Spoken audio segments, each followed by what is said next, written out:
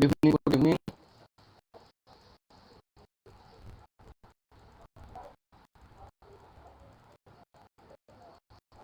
Good evening Kunjan ji, good evening Gulistan. आवाज आप लोग आ रही है हमारी?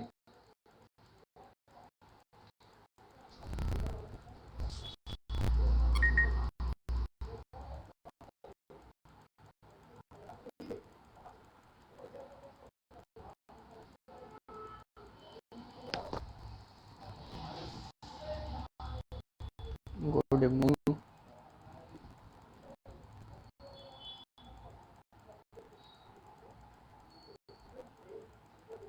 Okay okay.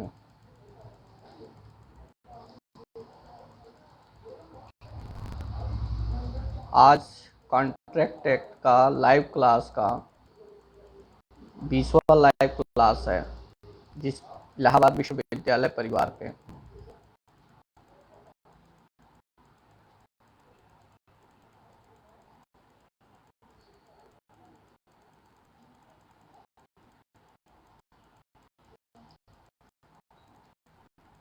Good evening everyone. सभी को ढेर सारी शुभकामनाएं। हम लोग पुनः जो है अपने विषय पे आते हैं, जैसा कि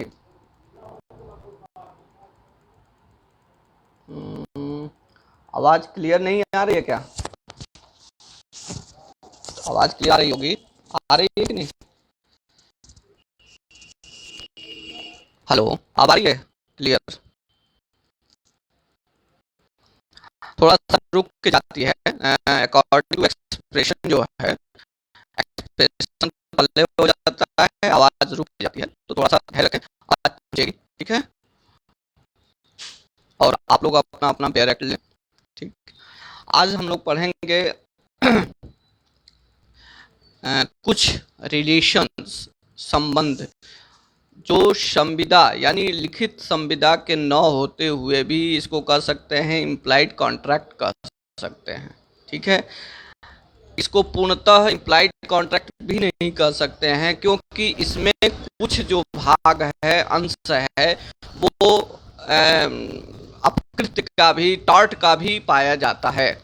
यानी ये एक तरह से मिश्रित जो संबंध होते हैं, बनते हैं at the time of spot, उस समय इस चीज़ को हम लोग क्या करते हैं कि रिकॉग्नाइज करते हैं और कहते हैं कि हम एक संविदा से जुड़े हैं, ठीक है।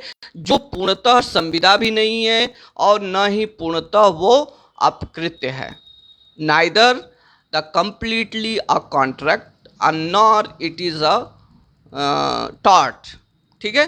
दोनों की डेफिनेशन में क्लियरली नहीं आता है, but it may be arises certain relations resembling the relation between the parties, ठीक है, and then after it may create a contract, ठीक है। उस सिचुएशन में वो कॉन्ट्रैक्ट, वो संविदा प्रभावी हो जाती है बाय द सर्कमस्टांसेस, जो उस समय उस परिस्थिति के अनुसार घटती है, ठीक है। इसमें किसी भी व्यक्ति के स्पेसिफिक कॉन्ट्रैक्ट या स्पेसिफिक वर्ड पर जाने की जरूरत नहीं है।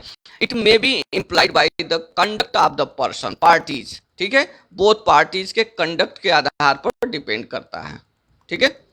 उसी के अंतर्गत हम लोग पढ़ेंगे आज सेक्शन 68 से सेक्शन 72 तक पढ़ेंगे, ठीक है।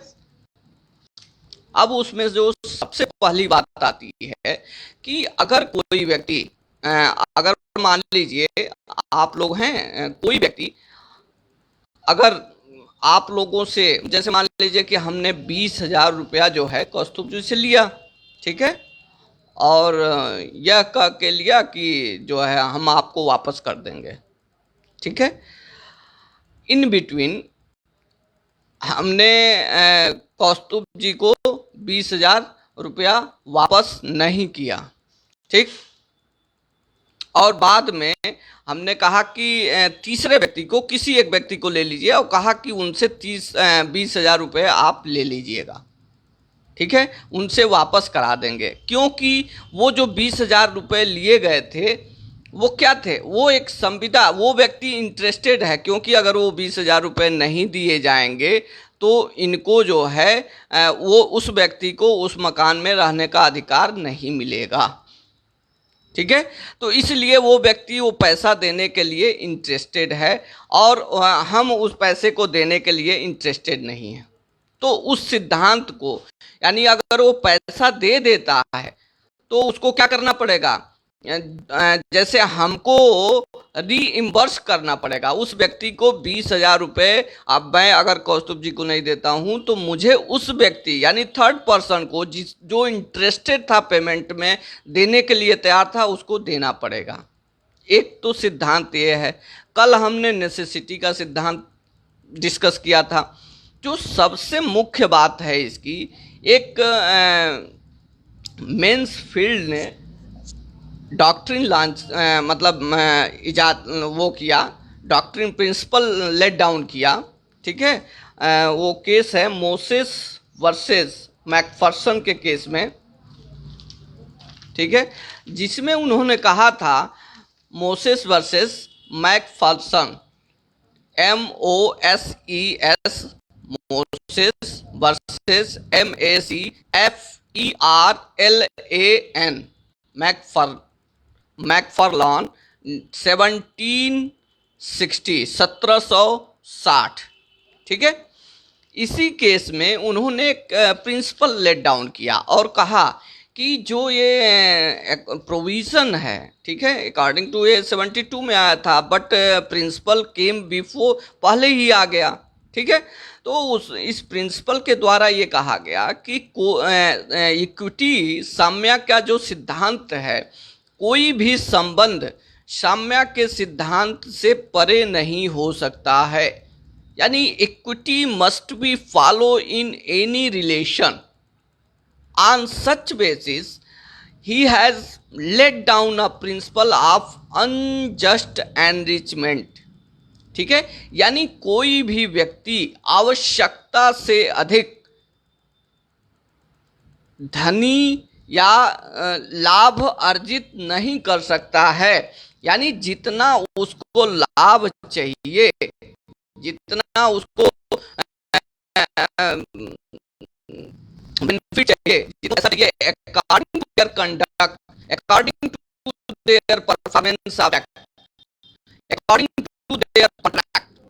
ठीक है, किसी भी चीज का, किसी भी कंडक्ट का अनुचित लाभ लेके वह व्यक्ति क्या नहीं हो सकता है, अनावश्यक धनार्जन नहीं कर सकता है।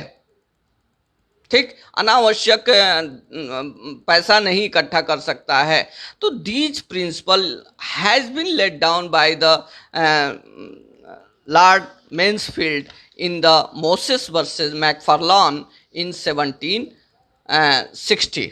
ठीक है, तो ये सिद्धांत है। इसी सिद्धांत के अंतर्गत ये सेक्शन 68 से सेक्शन 72 तक प्रिंसिपल लेट डाउन किए गए और ये कॉन्ट्रैक्ट एक्ट के चैप्टर 5 में प्रोविज़न बनाया गया कि ऐसे ऐसे अगर संबंध रहते हैं तो इसके क्या क्या कॉन्सिक्वेंसेस हो सकते हैं, how to effect the relation of the person are parties who have been not expressly contracted to each other.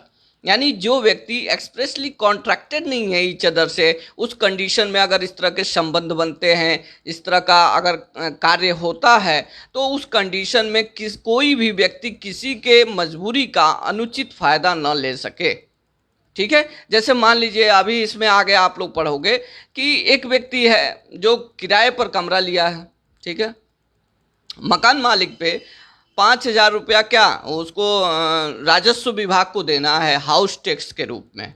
ठीक है, इन केस अगर मकान मालिक नहीं पे कर पाता है, 5,000 रुपये नहीं देना चाहता है, मान लीजिए नहीं देना चाहता है, तो हम इस मकान में रह रहे हैं, तो इसको हम चाहते हैं कि ये पैसा दे दिया जाए, जिससे कि रिवेन्यू अथॉरिटी जो है, जो स्टेट रिवेन्यू अथॉरिटी है, वो उस मकान पे कोई कार्रवाई नहीं करे। ठीक है, तो आई में इंटरेस्टेड इन पेमेंट, हम क्या हैं, हम उस पेमेंट में इंटरेस्टेड हैं, उस पेमेंट को देने के लिए इंटरेस्टेड हैं। क्यों? क्योंकि मकान और कमरा में हम रह रहे हैं, हम वास कर रहे हैं, तो इसलिए उस आधार पर हमने अगर पैसा दे दिया है तो लाइबिलिटी किसकी बनती है? लाइबिलिटी मकान मालिक की बनेगी कि वो हमारे पैसे को रीइम्बर्स्ड करे, पुनः वापस करे, पुनः स्थापित करे। यानी हमारे पैसे को जो हमने 5,000 रुपया रिवेन्यू अथॉरिटी को दिया है वो हमारा 5,000 रुपया हमको वापस मिल जाए। ठीक है, ये सेक्शन 69 में कहा गया है। आगे अब अभी हम लोग डिस्कस करेंगे। हमारे कहने का मतलब ये है कि कोई भी व्यक्ति अगर मान लीजिए हम दे दिए, कल को वो कहे कि नहीं आप क्यों दे दिए, आप बड़ा आगे आगे चल रहे हैं, आपकी जिम्मेदारी है, आप अपनी जिम्मेदारी पे दिए, आई डोंट नो, हमें इससे कोई मतलब नहीं है, तो हम क्या कर सकते हैं? वो अनजस्ट इनरिचमेंट होगा। वहां पर साम्य के सिद्धांत के अनुसार ये प्रिंसिपल लेट डाउन किया गया कि कोई भी व्यक्ति किसी भी व्यक्ति के मजबूरी या उसकी परिस्थितियों के कारण कोई अनुचित लाभ न ले सके, अनावश्यक गेन न कर सके। ये प्रिंसिपल जो है मैन्सफील्ड ने अनजस्ट एनरिचमेंट के अंतर्गत लेट डाउन किया था। अब इसमें क्या कहानी थी? जो मोसेस वर्सेस मैकफार्लान की जो केस है उसमें क्या कहा गया था?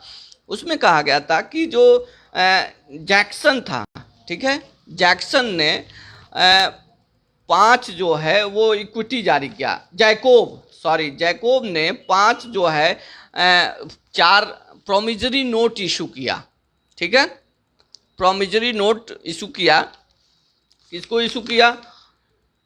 मोसेस को किया। ठीक है, मोसेस को प्रोमिजरी नोट इशू कर दिया 5। उसके बाद उसने क्या किया कि उसका जो एंडोर्समेंट था वो मैकफार्लान से करा लिया। ठीक है, यानी उसको इशू किया, मैकफार्लान से करा लिया, एंडोर्समेंट करा लिया, अब पैसा किसी को नहीं दिया। ठीक है, तो 3 लोग इस विवाद में शामिल हो गए। अब मैकफार्लान ने क्या किया कि वो पैसा देने से मना कर दिया, कहा ये हमसे एंडोर्समेंट कराएं, हम रख लिए, हमसे कोई मतलब नहीं है। ठीक है, प्रोमिजरी नोट का वो भुना लिया। उसके बाद जो मोसेस था उसने वाद दायर किया। ठीक है, और वाद दायर करके किसके खिलाफ? मैन्सफील्ड के खिलाफ, मैकफार्लान के खिलाफ वाद दायर किया और कहा कि ये जो है केवल on the basis of endorsement पैसा नहीं रख सकते, क्योंकि चारों जो प्रोमिसरी नोट है वो हमारे पक्ष में इशू हुआ है और जैकोब ने हमको इशू किया है। ठीक है, तो उस कंडीशन में इनकी लाइबिलिटी है कि ये इसको वापस कर दें, क्योंकि अगर ये अपने पास रखे रहेंगे तो इनको अनुचित लाभ होगा और ये साम्य के रूल के खिलाफ है, इक्विटी ऑफ लॉ के अगेंस्ट है। उस कंडीशन में देखा गया कि अगर ऐसी सिचुएशन आ रही है तो वहां पे इस प्रिंसिपल को अनजस्ट इनरिचमेंट के प्रिंसिपल को लेट डाउन किया गया और कहा गया कि the person can not be unwanted gain, नहीं कर सकता है। The equity of equitable law would be apply, the common law does not permitted the person who has been unwanted enriched, यानी बिना अनावश्यक तरीके से कोई भी व्यक्ति एनरिच न हो, वो कॉमन लॉ ये परमिट नहीं करता है और इक्विटी ऑफ लॉ भी इसको परमिशन, साम्य का रूल भी इसको नहीं परमिट करता है। उस आधार पर ये कहा गया कि यानी मैकफार्लान को ये आदेश दिया गया कि you must restore the payment which has been issued in the favour of Moses. ठीक है, जो मोसेस के फेवर में वो प्रोमिसरी नोट इशू हुआ था उसको पुनः आप वापस कर दें, और इसी के अंतर्गत ये विवाद समाप्त हुआ और वहीं पे जो है इस प्रिंसिपल को लेट डाउन किया गया। अब इसमें कुछ सिद्धांत हैं, कुछ चीज़ें हैं, जैसे मान लीजिए आप लोग थोड़ा बहुत देख लीजिएगा, जब भी हम इसको पढ़ेंगे सेक्शन रिजेम्बलिंग यानी certain relation resembling to the contract, जब हम पढ़ेंगे to those create a contract के अंतर्गत 3 चीज़ें बहुत मस्ट हैं।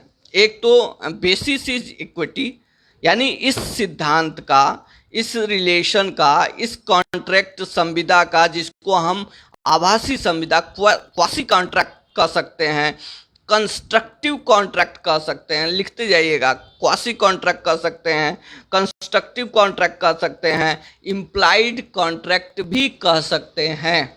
यानी तीन तरह से इसको पुकारा जा सकता है। It is not clearly and expressly absolutely expressed by any jurist till dated. आज तक किसी व्यक्ति ने इसको कोई टर्मिनोलॉजी में डिफाइन नहीं कर पाया, क्योंकि ये ऐसा मिक्सचर है, ऐसा मतलब एक तरह से संयोग है कि इसमें टॉट के भी कुछ पुट आ जाते हैं और कुछ कॉन्ट्रैक्ट के भी पुट आ जाते हैं। तो इसलिए इसको पूर्णतः न तो संविदा कहा जा सकता है, न टाट कहा जा सकता है। लेकिन ऐसे अगर एक्ट और कंडक्ट हैं तो उसको कैसे मैनेज किया जाए, तो इस चैप्टर के अंतर्गत ये सारी चीज़ें दी गई हैं कि अगर इस तरह से कोई व्यक्ति इम्प्लाइडली कार्य करता है या उसको हेल्प पहुंचाता है तो उस व्यक्ति का रीइंबर्समेंट कहीं ना कहीं होना चाहिए, अनवांटेड गेन किसी को न हो।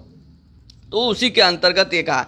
दूसरी चीज़ ये है कि इसमें न्याय के सिद्धांत, इक्विटी के अनुसार कार्य करने का कहा गया है। दूसरी चीज़ ये है कि ये कॉन्ट्रैक्ट न तो किसी कॉन्ट्रैक्ट को तोड़ता है, किसी कॉन्ट्रैक्ट को तोड़ने का कार्य करता है, और न ही किसी पार्टी को हानि पहुंचाने का कार्य करता है। ये दोनों को रीस्टोर करने का प्रयास करता है। ये ऐसा कॉन्ट्रैक्ट है, यानी कॉन्ट्रैक्ट ना होते हुए भी कॉन्ट्रैक्ट माना जाता है। और अगर किसी व्यक्ति को हानि हो रहा है इस कार्य के, इस कंडक्ट के, चाहे उसी का सेल्फ फॉल्ट क्यों ना हो, लेकिन उस कंडक्ट के द्वारा मान लिया जाएगा इस कॉन्ट्रैक्ट के अंतर्गत कि ये लाइबिलिटी दोनों की है, तो इंजर्ड पार्टी, एग्रीव्ड पार्टी को हमें किसी न किसी तरह से कंपनसेशन नहीं दिया जाएगा, ओनली रीइम्बर्स किया जाएगा, या उसके संपत्ति को उसे पुनः वापस कर दिया जाएगा, जिससे कि उसका क्लेम जो है जस्टिफाई हो सके। ठीक है, तो दूसरी चीज़ ये है कि इसमें जो है जो लेट डाउन किया गया मैन्सफील्ड द्वारा, कहा गया कि इस सिद्धांत को जब उन्होंने एक्सप्रेस किया तो जो सबसे बड़ी बात कही कि इसमें लॉ और जस्टिस दोनों के द्वारा कार्य होना चाहिए। लॉ और जस्टिस दोनों के द्वारा, इसकी टर्मिनोलॉजी उन्होंने यूज की अपने इस जजमेंट में, law as well as justice should try, law as well as justice should try to prevent unjust enrichment, to prevent unjust enrichment, यानी अनजस्ट एनरिचमेंट को रोका जाना चाहिए। यानी किसके द्वारा? ट्राई, यानी लॉ को और जस्टिस को, ये हमेशा, तो इसी का कहने का मतलब है जा रहा है किसी दूसरे के कंडक्ट से, दूसरे के कार्य से जिसके कंसर्न नहीं है, कोई एक्सप्रेसली क्या कहते हैं कि कॉन्ट्रैक्ट नहीं है, उस कंडीशन में इसको रोका जाना चाहिए। ठीक है, प्रयास होना चाहिए। दूसरी चीज है कि इस सिद्धांत को ध्यान रखिएगा, इस सिद्धांत को एक थियरी आई थी, theory of implied in fact, theory of implied in fact contract, implied in fact contract की थियरी के अंतर्गत क्या किया गया, उस सिद्धांत को, यानी मैन्सफील्ड के अनजस्ट एनरिचमेंट सिद्धांत को रेस्ट्रिक्ट कर दिया गया। ठीक है, डिस्कार्ड कर दिया, मतलब कम कर दिया गया, मना कर दिया गया कि इस सिद्धांत के अनुसार ये चीज़ें नहीं हो सकती। Implied in fact of contract जो है ये सूटेबल है, इसके अंतर्गत कोई भी व्यक्ति जो है इम्प्लाइड कॉन्ट्रैक्ट मान के उसको फॉलो कर सकता है। लेकिन इन्होंने टार्ट के पोर्शन को इंक्लूड नहीं किया अपनी थियरी में, इसलिए माना गया कि ये थियरी पूर्णतः कंप्लीट नहीं है और इस सिद्धांत पे कार्य नहीं हो सकता है। तो इस थियरी को लिख लीजिए, सिनक्लेयर वर्सेस ब्रॉगहम, SINCLAIR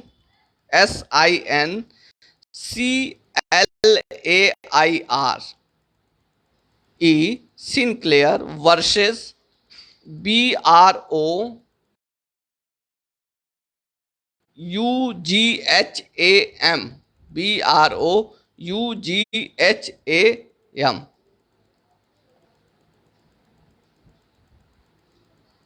यानी इन्होंने कहा कि अगर व्यक्ति के पास गलती से पैसा आ गया, इनका जो सिद्धांत था इम्प्लाइड इन फैक्ट का जो कॉन्ट्रैक्ट का सिद्धांत था, इन्होंने कहा कि अगर किसी व्यक्ति के पास पैसा आ गया, अनावश्यक भूल से ही पैसा चला गया, तो उस पैसे को जितने लोग क्लेम करेंगे सब में बांटा जाएगा, सब में बराबर बराबर दिया जाएगा।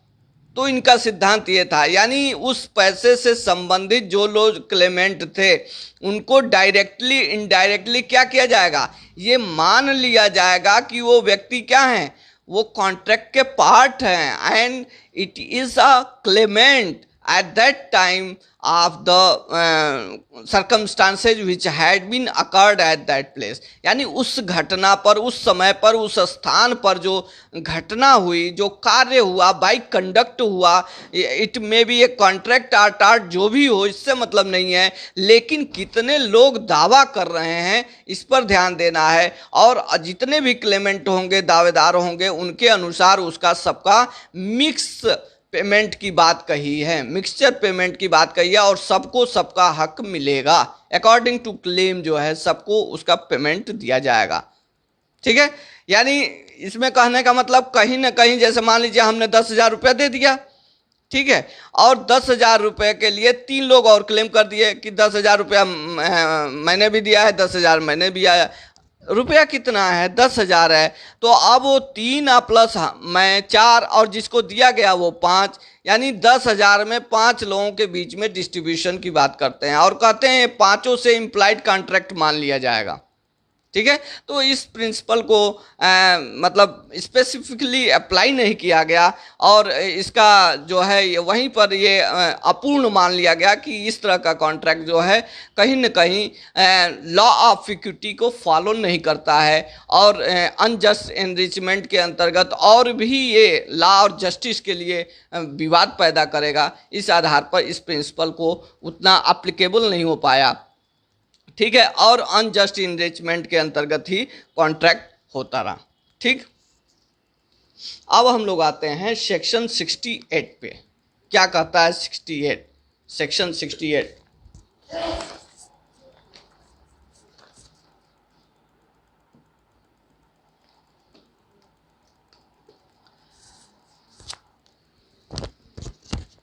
सेक्शन 68 के अंतर्गत 3 चीज़ें बहुत महत्वपूर्ण हैं, 3 पॉइंट बहुत महत्वपूर्ण हैं। पहला ये है कि जो पर्सन होगा इनकॉम्पिटेंट होगा कॉन्ट्रैक्ट करने के लिए, यानी एक पार्टी इनकॉम्पिटेंट होगी। ध्यान रखिएगा, जो नेसेसिटीज, सप्लाई ऑफ नेसेसरी की बात जो आती है according to section 68 of the contract जो है, उसमें one party is incompetent to contract, ये एक्स फैक्टो है, ये डिक्लेयर्ड है कि एक पार्टी उसमें अक्षम होगी संविदा करने के लिए और दूसरी पार्टी सक्षम होगी।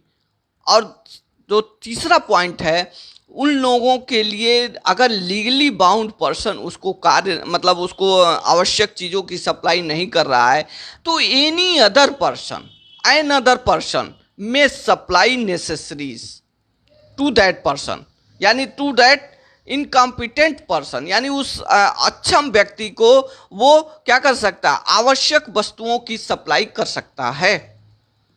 अगर वो करता है तो जो आगे का प्रिंसिपल इसमें फॉलो हुआ है, यानी जो चौथा मेजर पॉइंट होगा वो ये होगा कि अगर वो करता है, सप्लाई करता है, तो आफ्टर गेटिंग मेजॉरिटी नेसेसरी, ध्यान रखिएगा, केवल नेसेसरी, हमने कल भी इस पर डिस्कस किया था। उसको ऐसा नहीं कि गाड़ी घोड़ा दे दो और पढ़ाई, उसको केवल उसके फीस मिल जाए, कॉपी मिल जाए, किताबें मिल जाए, उसको जो आवश्यक भोजन मिल जाए, तो इस तरह की नेसेसरीज अपरेल अगर हम उसको प्रोवाइड करा रहे हैं तो उसकी संपत्ति से आफ्टर मेजर गेटिंग मेजॉरिटी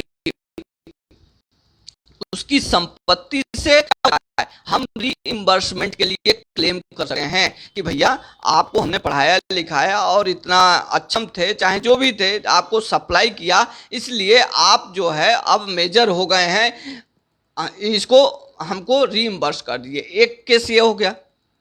दूसरा कहता है इनकॉम्पिटेंट पर्सन, पहले ही कर दिया है कि इनकॉम्पिटेंट पर्सन जो कॉन्ट्रैक्ट करने में सक्षम नहीं है।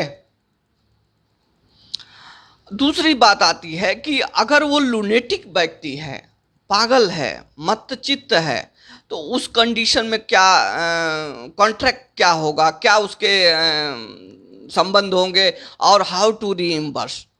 तो अगर वो पागल है तो उसको भोजन प्रोवाइड करा रहा है, उसको रहने का आवास दिया है, ठीक है, इस तरह की जो उसको आवश्यक की मेडिकल फैसिलिटीज प्रोवाइड कर रहा है, लेकिन उसके पास संपत्ति है, उससे क्या किया जा सकता है, उससे ये क्या कहते हैं कि उससे पुनः जो है रीइंबर्स, जो व्यक्ति उसको सप्लाई करता है उससे रीइंबर्स के लिए क्लेम कर सकता है कि हमने इनको इतने समय तक ये सारी चीज़ें दी, इसलिए हमारा उनकी संपत्ति पे अधिक अधिकार है, हम उनकी संपत्ति से इसको रिक्लेम करते हैं, ठीक है, उसको संपत्ति से लेना चाहते हैं जो हमने उनके पर इन्वेस्ट किया। ठीक, तो ये 3-4 चीज़ें हैं जो इस कॉन्ट्रैक्ट सेक्शन 68 के अंतर्गत महत्वपूर्ण है। अब आता है सेक्शन 69। सेक्शन 69 जो कहता है पेमेंट बाय इंटरेस्टेड पर्सन। अभी हमने एक आप लोगों को उदाहरण दिया, पेमेंट बाय इंटरेस्टेड पर्सन, यानी जो व्यक्ति इंटरेस्टेड है किसी पेमेंट में, पेमेंट में कैसे इंटरेस्टेड हो, किसको अच्छा लगेगा कि नहीं हम तुरंत एकदम तुरंत पेमेंट कर दे बिना किसी आवश्यकता के, कोई नहीं करना चाहता है, लेकिन इसका कहीं ना कहीं इसकी ग्रीवांसेज हैं जिसके कारण ये पेमेंट करने पर मतलब तैयार है। तो इसमें मुख्यतः जो देखी गई है वो ये है कि एक व्यक्ति जो है किसी पेमेंट को करने के लिए तैयार है, ठीक है, जिसको दूसरा व्यक्ति बाउंड है। ध्यान रखिएगा, एक व्यक्ति जो पेमेंट करने के लिए तैयार है केवल इंटरेस्टेड है, ठीक है, लेकिन उस पेमेंट को दूसरा व्यक्ति लीगली बाउंड है, वो नहीं कर रहा है, ठीक है। और उस केस में क्या होता है कि अगर वो दे देता है तो उसे वो एंटाइटल है कि वापस ले ले, यानी वापस पाने का अधिकार रखता है, एंटाइटल है। अब आपको एक छोटा सा रीइंबर्स करने का अधिकार है। अब एक छोटा सा आपको उदाहरण देते हैं 69 का। जैसे मान लीजिए हमने अभी एक कौस्तुभ से रिलेटेड एक एग्जाम्पल दिया था, हम एक एग्जाम्पल लेते हैं कि जैसे मान लीजिए एक्स है, ठीक है, एक्स है, उसने जो है उसका मकान है, एक्स है जिसका मकान है, ठीक। दूसरी चीज वाई जो है स्टेट है, वाई क्या है, स्टेट है, और जेड कौन है, मैं हूं, जेड कौन है, मैं हूं, मैं उस मकान में किराए पर रहता हूं, ठीक है। उस कंडीशन में अगर स्टेट अथॉरिटी, रेवेन्यू अथॉरिटी का मान लीजिए 10,000 रुपया बकाया है, ठीक है, हाउस टैक्स या कोई टैक्स बकाया हो 10,000 रुपये उस कंडीशन में, तो वो क्या करता है, कहता है कि नहीं, ऐसा है कि 10,000 रुपया हमें चाहिए, जबकि landlord did not agree to pay at that time, वो तैयार नहीं है पेमेंट करने के लिए। उस समय जब वो अथॉरिटी आती है, अथॉरिटी कंसर्न रेवेन्यू अथॉरिटी आती है और कहती है कि आप 10,000 रुपया दे दीजिए, अब मैं वहां पे क्या हूँ, टेनेंट हूँ, मैं किराएदार हूँ, तो मुझे लगता है कि मैं इसलिए इंटरेस्टेड हूँ क्योंकि कल को वो मतलब सील न कर दे या इसको कोई और आदेश न पारित कर दे जिससे इसको नुकसान हो सके, तो मैं इसलिए इंटरेस्टेड हूँ कि मैं सुरक्षित रहूंगा और मैं पेमेंट देने के लिए तैयार हो जाता हूँ। पेमेंट मैं ही वो पर्सन हूँ जो पेमेंट देने के लिए इंटरेस्टेड हूँ। लैंडलॉर्ड नहीं दे रहा है, मांग कौन रहा है? रेवेन्यू अथॉरिटी मांग रही है, तो वो नहीं दे रहा है, रेवेन्यू अथॉरिटी मांग रही है और मैं इंटरेस्टेड हूं देने के लिए। इन केस अगर मैंने दे दिया, पेमेंट दे दिया, अब उस कंडीशन में क्या होगा? अब तो जैसे मैंने दे दिया तो अगला कह सकता है ना कि you are not contracted to me, it is your responsibility, why you are giving the money to that person, authority concern. आप बड़ा आगे आगे चल रहे हैं, आपने पैसा दे दिया, वो आपकी जिम्मेदारी है, आई डोंट नो, हम नहीं जानते। तो ये भी तो हो सकता है, ऐसी घटना हो सकती है ना, तो हमारा क्या हो जाएगा? हमारा वहां पे नुकसान होगा। क्यों? क्योंकि ये साम्या के नियम के खिलाफ है। Equity, principle of equity, unjust enrichment की बात आ जाएगी और लैंडलॉर्ड अनजस्ट एनरिचमेंट हो जाएगा, यानी अनावश्यक पैसा उसके पास आने लगेगा, क्योंकि वो अपनी आवश्यकताओं की चीज़ों को, जहां उसकी रिस्पॉन्सिबिलिटी थी, वो लीगली बाउंड था, लॉ के द्वारा बाउंड है कि उसको इतना देना है, उसके बाद भी अगर पेमेंट नहीं करता है तो मैं एंटाइटल होऊंगा कि देने के बाद, मैंने दे तो दिया एट दैट टाइम, लेकिन मैं उससे रीइंबर्समेंट के लिए दावा कर सकता हूं। ठीक है, मैं उससे क्लेम कर सकता हूं कि नहीं, ऐसा नहीं, आप हमको रीइंबर्स करिए। ठीक है, तो मुख्यतः इसमें यही है कि पेमेंट इंटरेस्टेड बाय पर्सन को, जो व्यक्ति होगा जो वहाँ पे उससे इंटरेस्ट ले रहा होगा, जो रिसाइड करता होगा, और दूसरी जो मुख्य बात है कि लीगली बाउंड पर्सन जो है उसको कंप्लीट करने से, परफॉर्म करने से मना कर रहा होगा। यही 2.69 में मुख्यतः है। ठीक है, अब जब हम आते हैं सेक्शन 70 की तरफ आते हैं, सेक्शन 70 में कहा गया है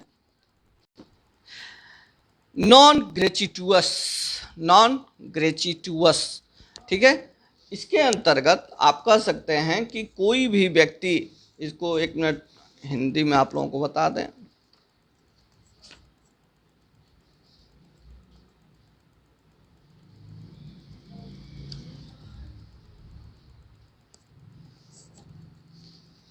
प्रतिपूर्ति, रीइंबर्समेंट को प्रतिपूर्ति हिंदी में कहते हैं। दूसरी चीज है ग्रेचुटुअस को कहेंगे अनुग्रहिक कार्य। ठीक है, अनुग्रहिक।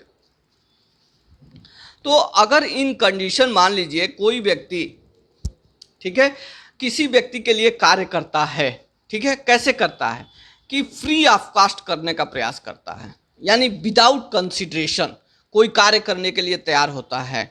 उस कंडीशन में अगर मान लीजिए विदाउट कंसिडरेशन वो कार्य करने के लिए तैयार होता है, एट दैट टाइम जब वो कार्य करता है वो ये नहीं सोचता कि हमको मतलब इसका प्रतिफल मिलेगा, अनुग्राहिक मिलेगा।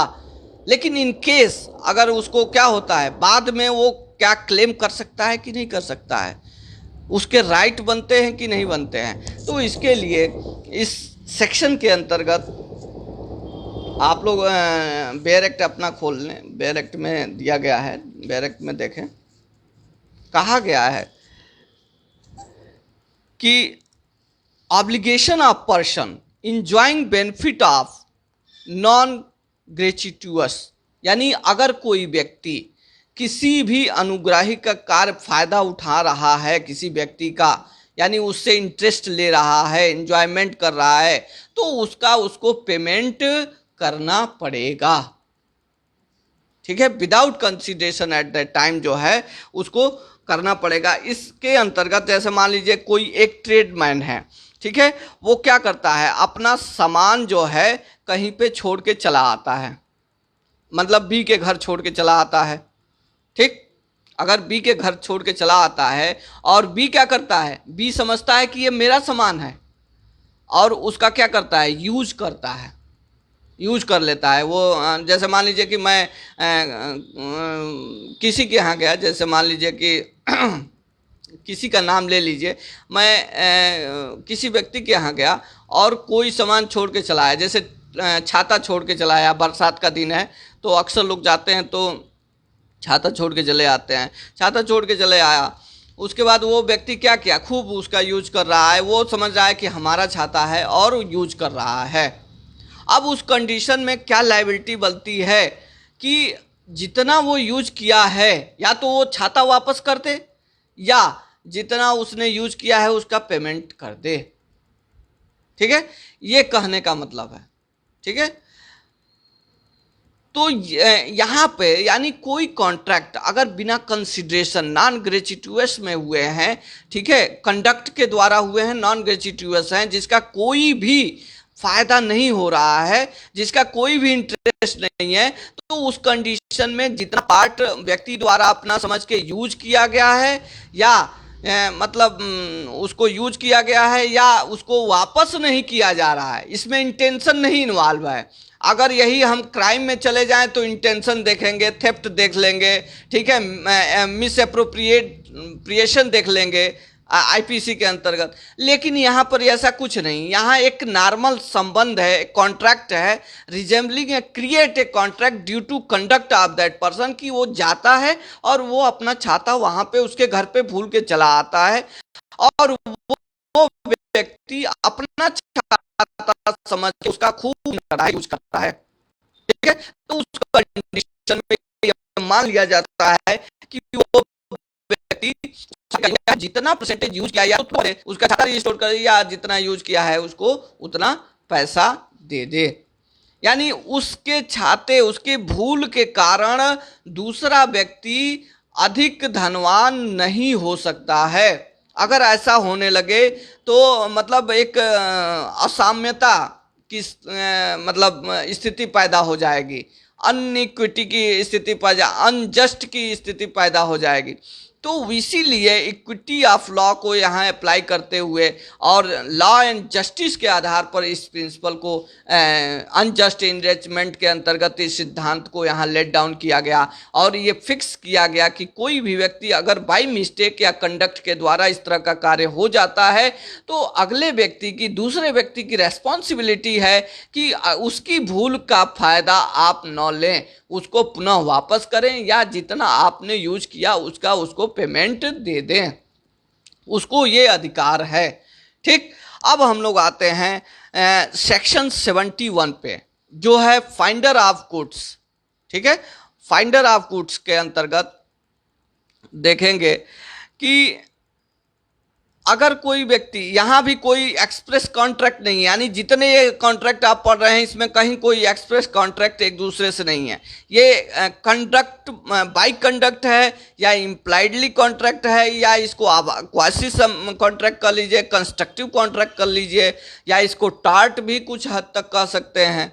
ठीक है, तो फाइंडर ऑफ गुड्स के अंतर्गत हम देखेंगे कि कोई भी व्यक्ति अगर किसी जगह सामान खरीदने जाता है, मान लीजिए एक उदाहरण देते हैं कि मैं जो है कौस्तुभ के यहाँ गया दुकान पे और सामान खरीदने, ठीक है, और इन केस हम वहाँ पे बटुआ छोड़ के चला आया, या तो ऊपर टेबल पर छोड़ के चला आया, या बटुआ वो गिर के अंदर चला गया, यानी उनके जो टेबल है, जो आगे काउंटर है, उसके नीचे चला गया।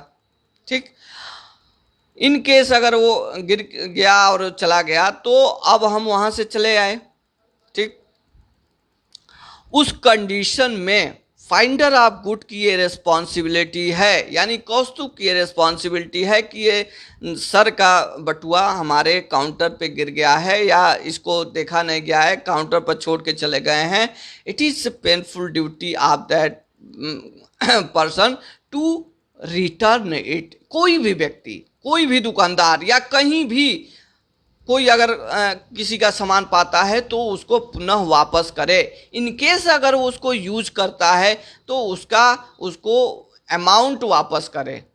ठीक है, कंपनसेशन की बात यहाँ नहीं हो रही है, ध्यान रखिएगा। एक चीज़ हमेशा इसमें ध्यान रखिएगा, इस कॉन्ट्रैक्ट में कोई कंपनसेशन आपको नहीं मिलेगा। आपको आपका सामान या आपके सामान द्वारा जितना लिया गया फायदा है केवल वही वापस हो रहा है, कंपनसेशन नहीं मिलेगा। अभी हम लोग आगे के सेक्शन में 73 एंड 74 के अंतर्गत लिक्विडेटेड एंड अनलिक्विडेटेड डैमेजेस की बात करेंगे। ठीक है, और उसमें देखेंगे कि कौन कौन से कॉन्ट्रैक्ट के अंतर्गत हम कंपनसेशन ले सकते हैं और किस किस कॉन्ट्रैक्ट के अंतर्गत हम कंपनसेशन क्षतिपूर्ति प्रतिपूर्ति नहीं ले सकते हैं, क्षतिपूर्ति नहीं ले सकते हैं। ठीक है। लेकिन ये सारे कॉन्ट्रैक्ट जो हैं ये बिना मतलब की क्षतिपूर्ति के हैं, ये एज इट इज फॉलो करा गए हैं, जिससे कि कोई भी व्यक्ति किसी दूसरे व्यक्ति के धन पर पैसे पे धनी न हो सके। इसके लिए ये प्रिंसिपल लेट डाउन किया गया है। अब जो है सेक्शन 72 आप लोग देख लीजिए।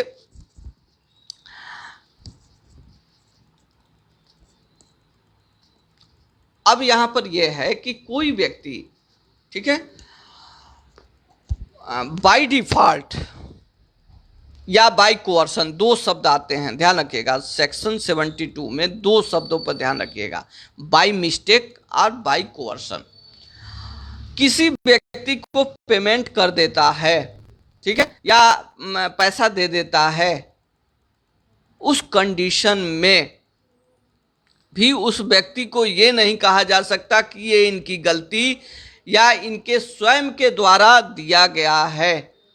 उसका पैसा उसको वापस किया जाएगा, रीइंबर्स किया जाएगा, ठीक है। और जो भी सामान दिया गया है, लिया गया है, वो पुनः स्थापित किया, वापस किया जाएगा। जैसे मान लीजिए हम एक उदाहरण दे रहे हैं कि ऑब्लिगेशन ऑफ द पर्सन, यहाँ liability of a person whom money is paid and thing deliver, यानी जो पैसा पेड कर देता है या सामान क्या करता है, डिलीवर कर देता है बाई मिस्टेक कोअर्शन, तो उस कंडीशन में दूसरे व्यक्ति के लायबिलिटी है कि उसका पैसा या सामान उसको वापस करे, ठीक है। जैसे मान लीजिए कि मैं बाई मिस्टेक जो है, जैसे मैं किराएदार हूं, ठीक है, तो मैंने जो है कौस्तुभ को 5,000 रुपये दे दिया, एक महीने का किराया। उसका क्या हुआ कि मैं भूल गया, फिर 2 दिन बाद मैं पुनः जो है उस महीने का किराया 5,000 लेके जाके दे दिया, कंडीशन आ गई, यानी एक महीना किराया दे दिया 4 दिन पहले, फिर दूसरे महीना का किराया हमने फिर 5,000 रुपये दे दिया। अब उस कंडीशन में देखा गया कि मैं जो है बाई मिस्टेक, यानी यहाँ पर क्या आ रहा है, बाई मिस्टेक, ठीक है, हम क्या कर रहे हैं, मनी पेड कर दिए, दो मनी एक ही महीने के लिए 2 बार किराया दे दिए। अब it is a duty of the Kaustubh to return my money, ये ड्यूटी है, और इनको कहना पड़ेगा कि सर ये जो है 5,000 रुपया आप इस महीने का दे दिए हैं, ये आप 5,000 भूलवश हमको दे के गए थे, ठीक है, डिलीवर पेड करना पड़ेगा, ठीक। दूसरी कंडीशन आती है कि अगर कोई व्यक्ति मान लीजिए गन रख के और कहता है कि या कोर्सन के द्वारा प्रताड़ित करके, ठीक है, इसको वहां से ना लीजिएगा, एक्सटॉर्शन से, आईपीसी के एक्सटॉर्शन से इसको कोई मतलब नहीं है, ठीक है, और ले लेता है, कहता है कोई कार्य करा देता है या कोई सामान ले लेता है, कोई पैसा ही ले लेता है बाई कोर्सन, ठीक है, प्रताड़ित करके उस तरह करके, तो क्या है, वहां भी हमारा अधिकार है कि हमसे प्रताड़ित करके ये पैसा लिया गया है, हमको जो है उत्पीड़न के द्वारा, हमारा उत्पीड़न करके ये सामान हमसे लिया गया है, तो हम इसके लिए क्लेम करेंगे, ठीक है, हम क्या करेंगे, क्लेम करेंगे कि हमारा जो सामान और पैसा लिया गया है उत्पीड़न के द्वारा वो हमको वापस मिल जाए, हम ही से भला ही लिया गया है। आप जैसे कोई हमको धमकाएगा, मारने के लिए कहेगा कि ऐसा करो कि अपना जो है पर्स वापस कर दो, नहीं तो मैं ऐसा करूँगा कि आपके परिवार को मार दूंगा, आपके बच्चे को मार दूंगा, इस तरह से धमकी दे रहा है, ठीक है, आप जितना एटीएम फेटीएम लिए हो, जो भी लिए हो, सामान लिए हो, वापस कर दो, है ये क्राइम भी है, ये क्राइम भी है, जब आप एक्सटॉर्शन पढ़ोगे तो उसमें आएगा।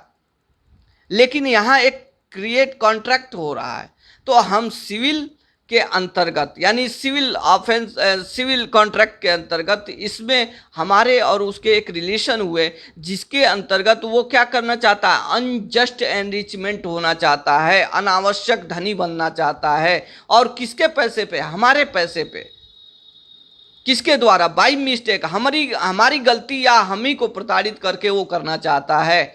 तो उस कंडीशन में ये मान लिया जाएगा कि वह व्यक्ति अगर जो इस तरह से प्रताड़ित करके या हमको धमका के अगर कोई फ़ायदा ले रहा है, तो उस फ़ायदा को पाने के लिए हमारे पास अधिकार है इस कॉन्ट्रैक्ट एक्ट के अंतर्गत कि हम उसको वापस ले सकें। हम उसके लिए क्या कर सकते हैं, सूट फाइल कर सकते हैं, उसके खिलाफ क्लेम कर सकते हैं। FIR इज डिफरेंट थिंग, वहां अगर क्रिमिनल प्रोसीडिंग हो रही है तो आई डोंट नो, उससे हमें कोई लेना देना नहीं है। लेकिन तत्कालिक स्थिति जो कॉन्ट्रैक्ट की स्थिति पैदा हो रही है वो यही कह रही है कि अगर उसके अंतर्गत हमारा उससे कॉन्ट्रैक्ट हुआ है, अगर वो व्यक्ति इतना फ़ायदा ले रहा है तो उसके अंतर्गत हमें इसका बेनिफिट मिलना चाहिए और मेरा सामान, मेरा पैसा मुझे वापस होना चाहिए। मैं कंपनसेशन क्लेम नहीं कर रहा हूँ, जितना मेरा लिया गया है केवल वही वापस होगा। ठीक है, तो ये था चैप्टर 5 जिसके अंतर्गत हम लोग सेक्शन 68 से और 72 तक पढ़े। अब हम लोग पढ़ेंगे कंपनसेशन से रिलेटेड सेक्शन 73 एंड 74। ठीक है, दो सेक्शन हैं जो हम लोग अगले टर्न पे डिस्कस करेंगे। कंपनसेशन ये बहुत ही इंपॉर्टेंट सेक्शन है और इसके अंतर्गत ये देखा जाएगा कि ये काफ़ी कंपटीशन में पूछा भी जाता है और इसको कोरिलेट किया जाता है, कभी कभी टॉर्ट से भी कोरिलेट किया जाता है। ठीक है, तो उसके अंतर्गत भी ये चीज़ें इम्पॉर्टेंट है। दूसरी चीज़ कि आप लोग थोड़ा एक्टिविटीज़ को बढ़ाइए और प्रयास करिए कि मैक्सिमम जो है लोगों तक चीज़ें पहुंचती है और शेयर करते रहिए, जिससे ये परिवार जो है निरंतर प्रगति पर बढ़े। आज हम लोगों का मान सम्मान, हम लोगों का, आप लोगों का बात व्यवहार, और दूसरी एक आप लोगों से छोटी सी निवेदन ये है कि कभी भी आप लोग पढ़िए तो स्किल्ड पर्सन बनिए। ठीक है, स्किल्ड पर्सन का मतलब यह है कि कोई भी चीज़ मतलब पढ़ाई हो, चाहे वो हिंदी से हो, इंग्लिश से हो, कुछ मटेरियल ऐसे होते हैं जो इंग्लिश में है, तो ऐसा नहीं कि अगर हम हिंदी भाषी हैं तो इंग्लिश नहीं सीख सकते। अभी एक कुछ दिन पहले विनोद त्रिपाठी जी का इंटरव्यू हुआ था इस परिवार में, तो आप लोगों ने देखा था कि उन्होंने कहा था कि मैं शुद्ध हिंदी मीडियम का स्टूडेंट था, लेकिन आपने आपको दोनों में कन्वर्ट करते हुए और हमने प्रयास किया। आज वो मतलब कि कमिश्नर, चीफ कमिश्नर से रिटायर हुए। तो उस कंडीशन में हम लोगों को ये प्रयास करना चाहिए और इसको फलीभूत तभी हो सकता है ये पूरे जनमानस में, यानी पूरे इलाहाबाद विश्वविद्यालय के हर परिवार, हर व्यक्ति जो उससे डायरेक्टली इनडायरेक्टली जुड़े हैं उसके पास पहुंचता रहे, क्योंकि सारे टीचर बहुत मेहनत करके और बहुत ही कीमती समय निकाल के ये दे रहे हैं। तो इसको आप लोग निरर्थक न जाने दें और इस मुहिम को आप लोग आगे बढ़ाते रहें। इन्हीं सब शुभकामनाओं के साथ आज का मेरा पार्ट 20 समाप्त हुआ। अब अगले टर्न पे हम लोग पुनः मिलते हैं कंपनसेशन से related liquidated and unliquidated damages पे। देन आफ्टर हम लोग इसमें पढ़ेंगे कि बेलमेंट हो गया, इंडेमनिटी हो गया, तो उससे वो भी पढ़ेंगे, एजेंसी भी पढ़ेंगे, क्योंकि ये सारे चैप्टर जो हैं मेंस में क्वेश्चन आते हैं PCSJ के अंतर्गत या किसी भी कंपटीशन में पूछे जाते हैं। तो इसलिए आप इसको जो है करते रहिए और इसमें जुड़ते रहिए। आप लोग इसका भरपूर फायदा उठाइए और अपने दोस्त मित्र यार सबको इसका फायदा दीजिए। ठीक है, ये आपकी रिस्पॉन्सिबिलिटी है। कोई चीज अगर फ्री में मिल रही है तो उसका फ्री ना समझिए, उसके लिए आपको कुछ ना कुछ रिवार्ड देना पड़ेगा। वही हाल है यहाँ जो हमने सारे कॉन्ट्रैक्ट पढ़ाए हैं उसके अंतर्गत भी है कि उसको कभी भी फ्री ना समझिए, उसको आपको क्या करना पड़ेगा, उसका कुछ ना कुछ आपको पे करना पड़ेगा। In the sense by conduct आप कर सकते हैं, शेयर करके अपने लोगों को बता के, कह के, तो कहीं ना कहीं आपका भी पार्टिसिपेशन, एक्टिव पार्टिसिपेशन जरूरी है। Thank you.